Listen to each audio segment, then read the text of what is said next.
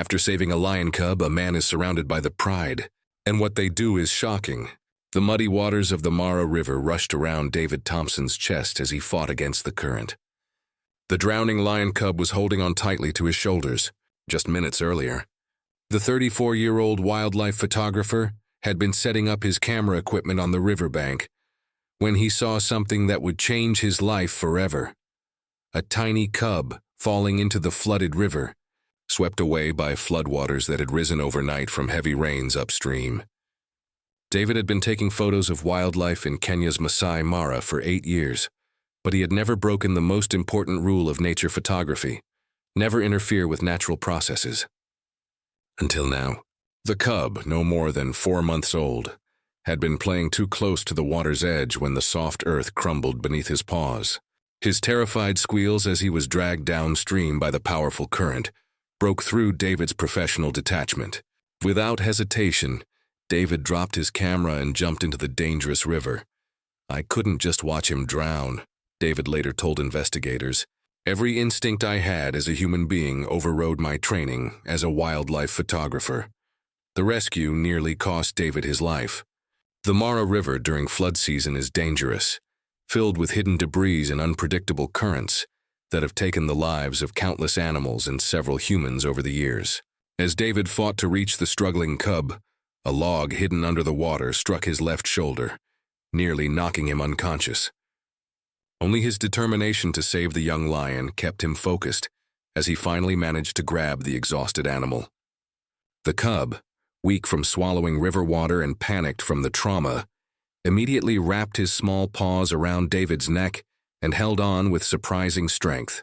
David could feel the animal's tiny heart beating rapidly against his chest as he began the dangerous journey back to shore, fighting against a current that seemed determined to drag them both downstream toward the crocodile-filled pools below. What David didn't realize as he struggled through the muddy water was that he was being watched. On the riverbank, hidden among the acacia trees, 5 adult lionesses had been following the sound of their missing cub's distress calls. The pride had been searching frantically for the youngster, following his scent trail to the river's edge, just in time to see David's rescue attempt. As David finally reached the shallower water near the bank, exhausted and gasping for breath, he looked up to see a sight that made his blood freeze.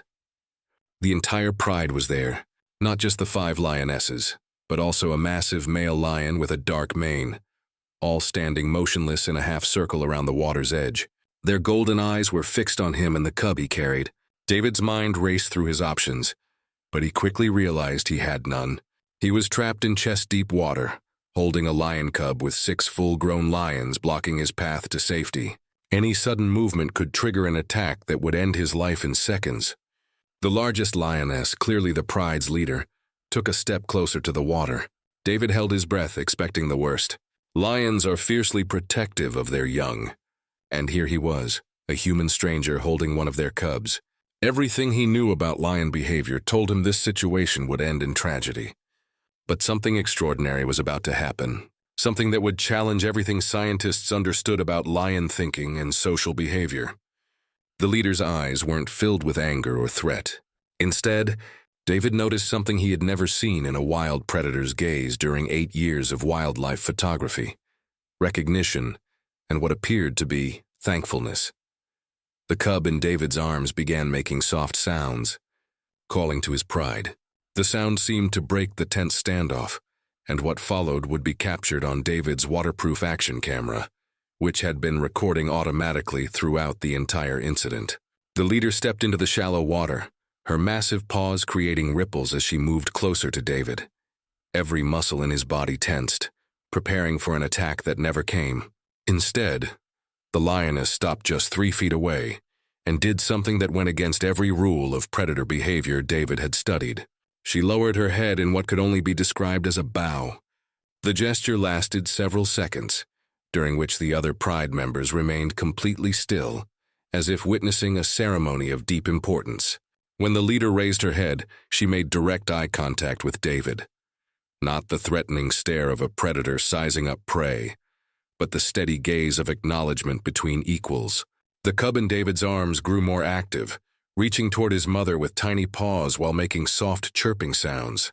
The leader responded with gentle chuffing sounds, the same sounds lionesses use to communicate with their cubs during nursing and grooming. "It's okay." "Little one," David whispered to the cub, his voice barely audible above the sound of the rushing water. "Your family is here." As if responding to his words, the leader took another step closer. David's heart hammered against his ribs, but something in the lioness's demeanor told him he wasn't in danger. Her approach was careful, deliberate, and completely non-threatening. What happened next would be studied by animal behaviorists around the world for years to come. The leader gently extended her massive head toward David, close enough that he could feel her warm breath on his face. For several moments, she simply studied him, her intelligent golden eyes seeming to assess not just his physical presence, but something deeper, his intentions, his character, his role in saving her cub. Then she did something unprecedented in recorded lion behavior. The leader began to groom David. Her rough tongue made contact with his forehead, the same nurturing behavior she would show to members of her own pride. The gesture was unmistakable. She was accepting him temporarily as part of her family unit. David remained perfectly still, hardly daring to breathe, as this top predator showed him a level of trust that went against everything he thought he knew about wild animals. The grooming lasted only 30 seconds, but the message was clear to every member of the pride. David was not a threat. He was not prey. He was the human who had risked his life to save one of their own. The other lionesses began to move closer, their body language relaxed rather than aggressive. The massive male lion, who had been keeping a watchful distance, walked to the water's edge and lowered himself into a resting position, a clear signal that he considered the situation peaceful. David carefully began moving toward the shore, still carrying the cub. The pride parted to create a clear path for him, their behavior more like an honor guard than predators surrounding prey. As he reached the muddy bank, David slowly knelt and placed the cub on solid ground. The reunion was immediate and emotional. The leader rushed to her baby, nuzzling him thoroughly, checking for injuries and purring with relief. The other lionesses gathered around, each taking turns to sniff and examine the rescued cub. The male lion approached last, his massive head lowering to gently touch the youngster with his nose. David remained kneeling on the riverbank, water dripping from his clothes, watching this intimate family moment unfold. He should have been terrified, surrounded by 6 of Africa's most dangerous predators. Instead, he felt honored to witness something few humans had ever seen: the genuine emotional bonds within a lion pride. Dr. Sarah Mbeki, a wildlife biologist who later reviewed David's footage, was stunned by what she observed. "The grooming behavior shown by the leader is typically reserved for pride members," she explained. "For a wild lioness to extend this gesture to a human suggests a level of thinking and thankfulness that challenges our basic understanding of feline social intelligence." As the pride settled around their recovered cub, David began to slowly back away, hoping to give them space and avoid disrupting this precious family moment. But the lions had other plans. As David began to retreat, the leader looked up from her cub and made a sound he had never heard before in 8 years of documenting African wildlife. It wasn't a roar or a growl, but a gentle rumbling call that seemed almost conversational. The other pride members immediately responded, rising to their feet and positioning themselves in a formation that took David's breath away. The lions arranged themselves in 2 parallel lines, creating a clear pathway from where David stood to the acacia tree where his photography equipment waited. It was an escort formation, an honor guard protecting his safe passage away from the river. "Impossible," David whispered, his voice caught by the waterproof microphone still recording every moment. "They're seeing me safely out." The leader took the lead position on David's right side, while the massive male lion moved to his left. The 4 other lionesses flanked them, keeping perfect spacing as they began a slow, ceremonial walk away from the riverbank. David found himself in the center of this extraordinary procession, surrounded by over 1,500 pounds of top predators who were treating him like an honored guest rather than potential prey.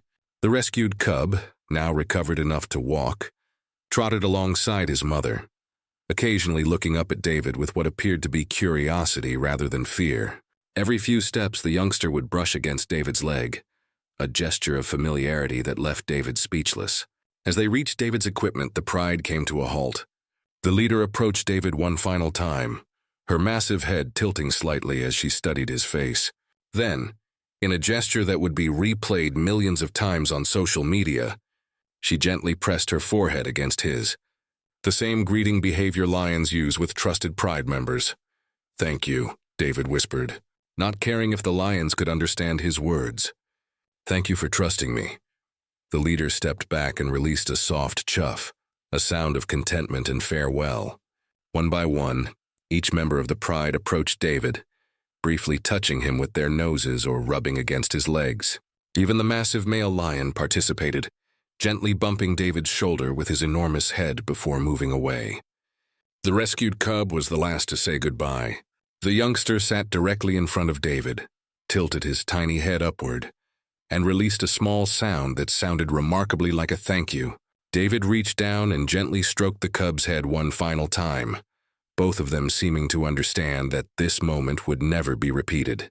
As the Pride began to move away, heading toward the shade of distant trees for their afternoon rest, David stood alone by his equipment, soaking wet and emotionally overwhelmed by what had just happened. His action camera had captured every second of the unprecedented encounter.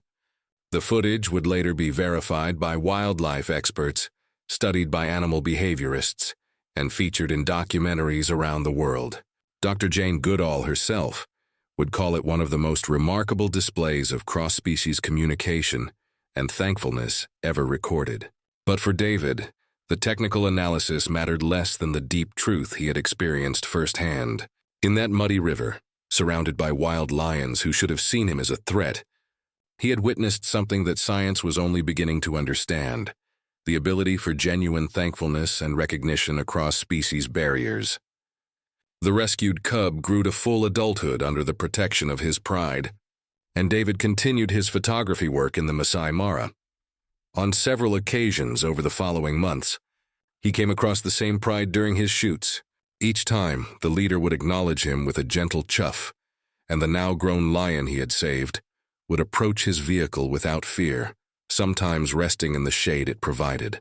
Local Maasai guides began calling David Simba's brother, the man who had been adopted, however briefly, into a lion pride.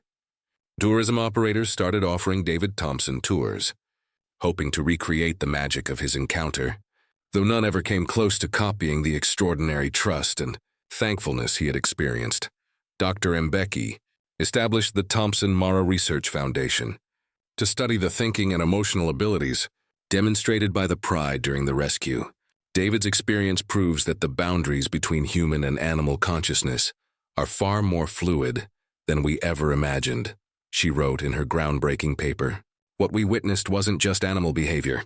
It was a demonstration of values we consider uniquely human: thankfulness, honor, and the recognition of moral debt. For David Thompson, who had started that day simply hoping to photograph wildlife, the encounter became a life-changing reminder that compassion is a universal language spoken and understood by creatures we're only beginning to truly know.